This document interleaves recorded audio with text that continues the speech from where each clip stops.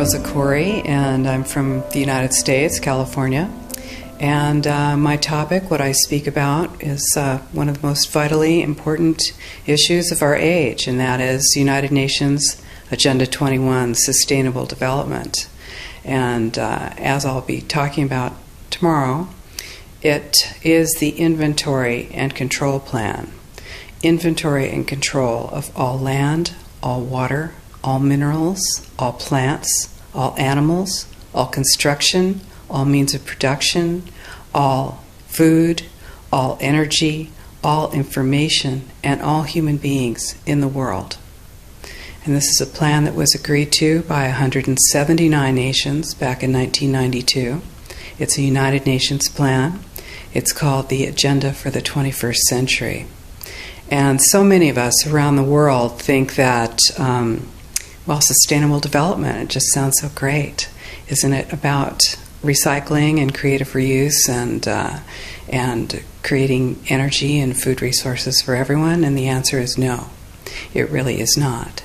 It's about moving populations into city centers, concentrated city centers, and clearing them out of the rural areas.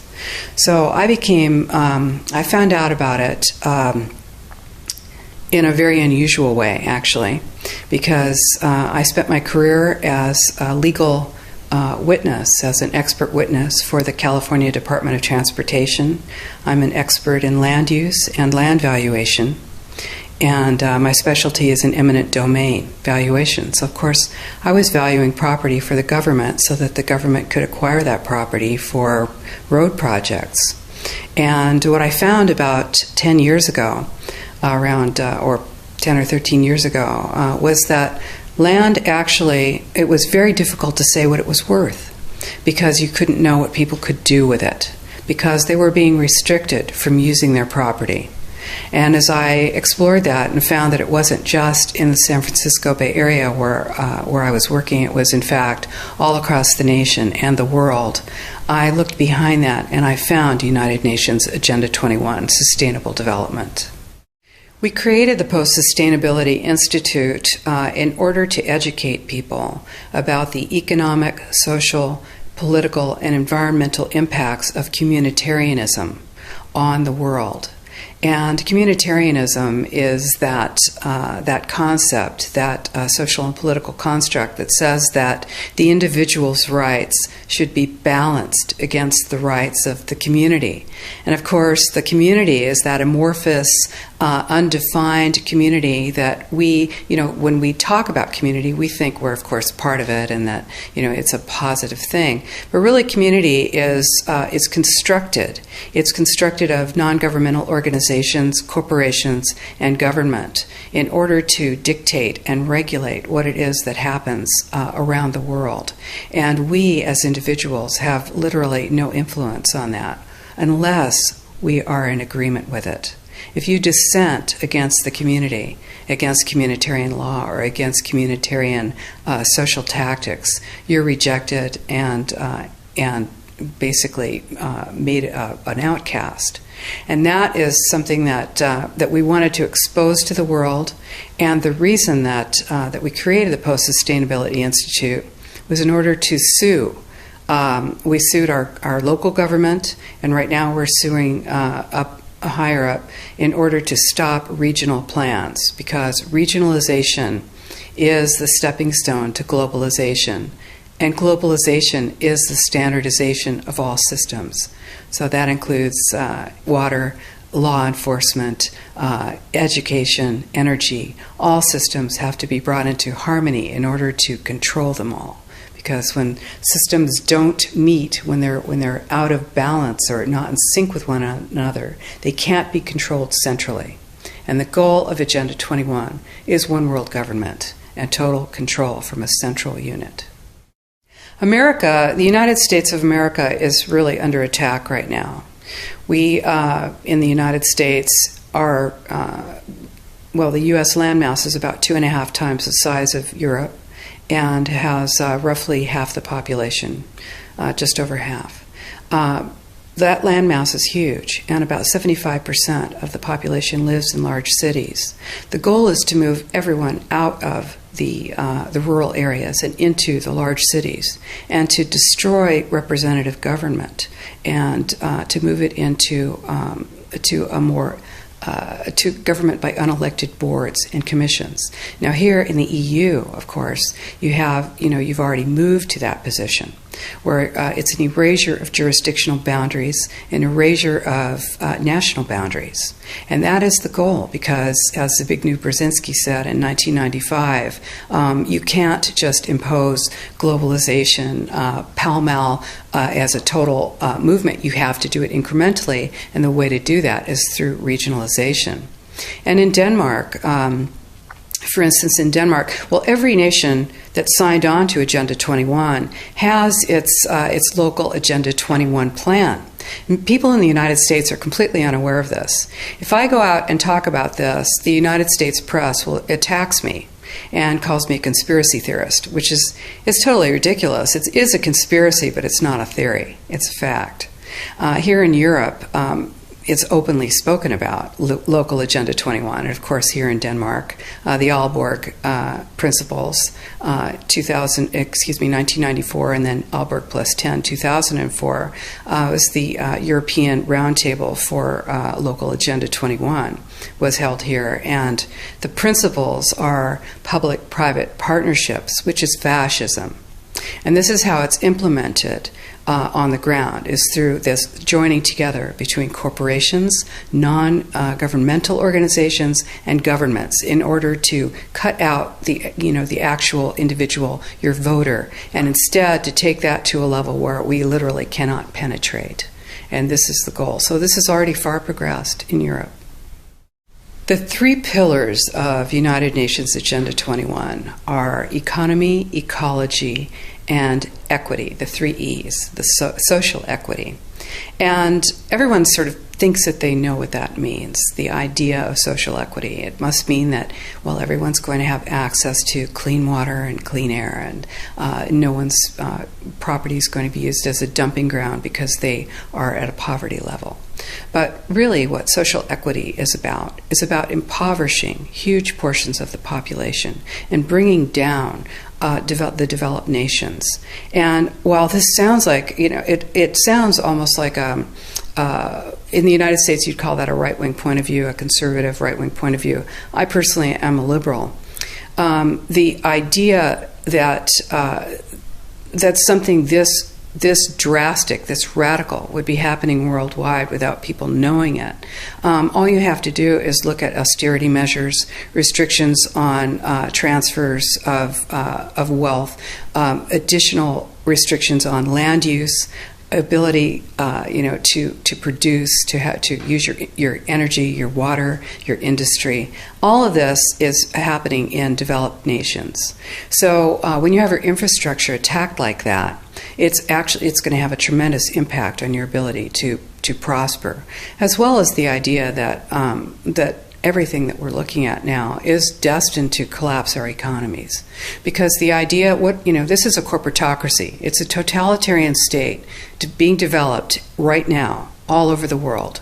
And what major corporations want in this fascist development is to be able to have full movement of workers without borders or boundaries, to be able to move their goods through without regulations, and to reduce wages. And so this is the goal. So this is what you find with social equity. That's code for social equity for this movement and reduction of the population.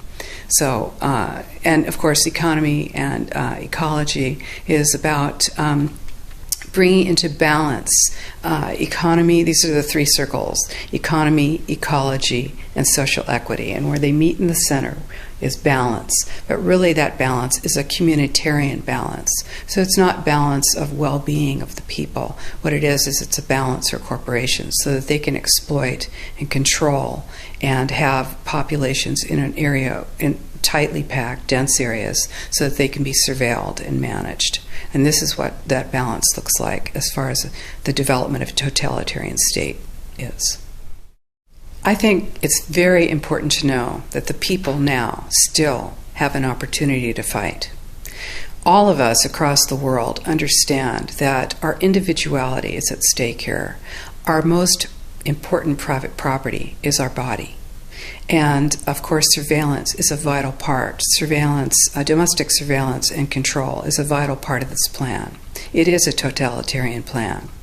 But, just like any other extreme plan, while we are moving towards the end game, we are not there. And this is the opportunity that all of us have now to stand up, to speak out, to refuse to collaborate, to refuse to cooperate, to expose collaborators, to work together to defund these plans, to refuse to demand what it is that corporations want to give us. And so, because no one's holding a gun to our heads right now, we have that opportunity. If that changes, if that moment changes, you certainly won't protest then. So now is the time. And people all over the world are doing this. It's just that the mainstream media is owned by 5 major corporations, and you're not going to get this information from the mainstream press. So you need to be your own press. You need to educate yourself. You need to get out there and educate your neighbors, your community, your real community. You need to help your children understand that they're being indoctrinated from pre-kindergarten to postgraduate school. All of us have a responsibility to ourselves and to others. This is true community, to work for personal freedom. And always remember that even though we work as a group, if we do work as a group, we're all individuals in those groups, and we answer only to ourselves. And this is essential. It's essential as free human beings. This is what we are. We are free, and we need to continue to be free. And I do believe that we will win, but we have to become aware that there is a fight, and then make our friends and our neighbors and our community aware as well, and work together. Right now in the United States, we are moving into massive regionalization. The United States has 50 states, and it's divided into cities, counties, and states, and then the federal government. Instead, Agenda 21 is top-down. It's global, regional, neighborhood, and none of those positions is elected. So in the United States right now, the development of regionalization is happening very quickly. It's happening with federal funding. There are hundreds of millions of dollars going to local governments in order to have them create regional plans. And what those do is this plan cannot be accomplished without control of land and land use, because, of course, where you live often dictates the kind of life you're going to have. So regionalization takes away our opportunity to have an impact. It takes away representative government. So what we are doing at the Post-Sustainability Institute right now is we are suing to stop the biggest regional plan in the United States, and it is a blueprint for the rest of the country. What this plan is doing is essentially saying that no new development will happen anywhere but in 4% of the San Francisco Bay Area, that all 101 cities and 9 counties will be joined together, and all land use decisions will be made basically by an unelected board. What this will do to land use and land value in the San Francisco Bay Area, to movements of people, to development of business, to freedom, is unfathomable. And people are not aware of it. The only thing that is standing between that and full passage is our lawsuit. Now, what this truly means is if you tell people that they have to build only smart growth, high-density development in an urban center right on a train line, or the train doesn't have to be there, it's the proposed idea of a train line, and then no development, no buildings, no residential, no commercial can happen outside of that very, very concentrated area. Then what do you have? You have a concentration camp of the future. This is exactly what it looks like. And you see, it's very much more subtle and much more sophisticated than it was when the Nazis were doing it. You are not going to get thrown on a train car. You will just have your roads out in the rural areas pulverized and turned to gravel. You'll have your family well monitored. You will have your energy restricted. You will have your school service cut, your sheriff service cut. You will find that you are not able to get your goods to market, and then you have to move into the city, and then you will move into this high-density development that is subsidized with our property tax dollars, and pretty soon you will have the Wildlands Project, which is predicated on moving people out of the rural areas. And this is how it happens. So, people say, well, hey, nobody's getting me off my land. Well, it's very easy.